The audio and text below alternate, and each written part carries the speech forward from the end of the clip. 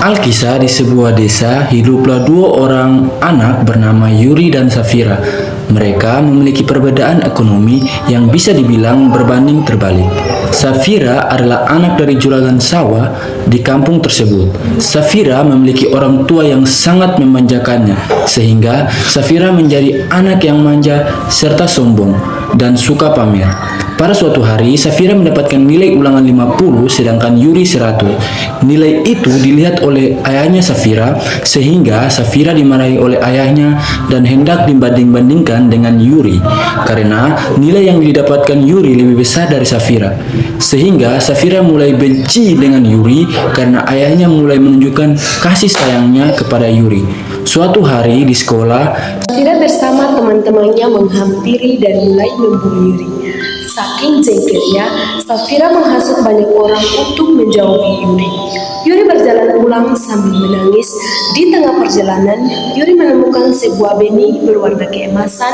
Dengan penasaran, Yuri mengambil benih tersebut, lalu membawanya pulang untuk ditanam. Keesokan harinya, benih itu bertumbuh menjadi sebuah pohon emas.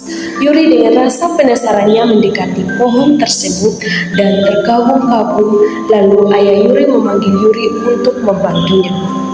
Keesokan harinya, Yuri pergi ke sekolah dan di perjalanannya, dia menemukan Safira dan Safira membulinya hingga dia menangis dan dia tidak pergi ke sekolah lalu berlari pulang dan dia pergi ke pohon tersebut lalu bersandar.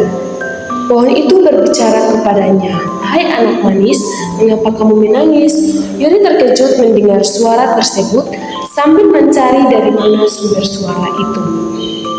Lalu pohon itu berkata, "Aku pohon yang ada di belakangmu. Aku adalah pohon ajaib yang kamu tanam kemarin." Keesokan harinya, pohon ajaib dan Yuri menjadi teman baik. Pohon itu menjadi teman curhat saat Yuri merasa sedih atau sakit hati. Pada suatu kali, Yuri datang ke pohon ajaib yang berada di belakang rumahnya. Saat Yuri merasa sedih, pohon ajaib tersebut akan selalu menemaninya. Bukan hanya itu, pohon ajaib itu juga akan selalu memberikan apa saja yang Yuri butuhkan. Pada suatu kali, Safira melihat Yuri sedang berbicara dengan pohon ajaib tersebut. Safira merasa iri karena Yuri selalu mendapatkan perhatian dari pohon ajaib tersebut. Safira pun mengajak teman-temannya untuk berbuat jahat.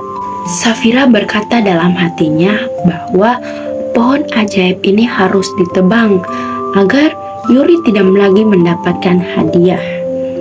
Bahkan Safira meminta bantuan dari ayahnya. Tanpa berpikir panjang, ayahnya pun mengiyakan niat tersebut. Karena Safira adalah anak yang dimanjakan, tidak mungkin dong ayahnya menolak permintaannya. Malam harinya, seperti biasa, Yuri datang ke belakang rumahnya untuk berbicara dengan pohon ajaib. Namun, Yuri sangat terkejut karena melihat pohon kesayangannya sudah tumbang. Hatinya sangat hancur dan sedih. Yuri pun menangis sekencang-kencangnya karena pohon emas ajaib itu sudah ditebang. Kencangnya tangisan Yuri sehingga ayahnya Safira mendengar tangisannya. Ayahnya Safira pun menghampiri Yuri dan bertanya mengapa Yuri menangis. Dengan hati yang berat dan juga mata yang sebam, Yuri menceritakan semuanya dari awal hingga akhir. Setelah mendengar cerita dari Yuri, ayahnya Safira pun memanggil Safira. Setelah Safira datang, ayahnya Safira menasihati Safira agar tidak iri hati dan tidak menyakiti orang lain. Safira pun dengan menyesal mengakui kesalahannya. Safira pun dengan menyesal meminta maaf kepada Yuri. Dan dengan hati yang tulus dan luas, Yuri pun memaafkan Safira. pun berjanji untuk tidak mengulanginya dan juga tidak akan iri hati terhadap Yuri bahkan orang lain. Dan Yuri pun memaafkan Safira. Sejak saat itu, Safira dan Yuri hidup rukun, tidak saling iri, dan saling menyayangi. Tamat.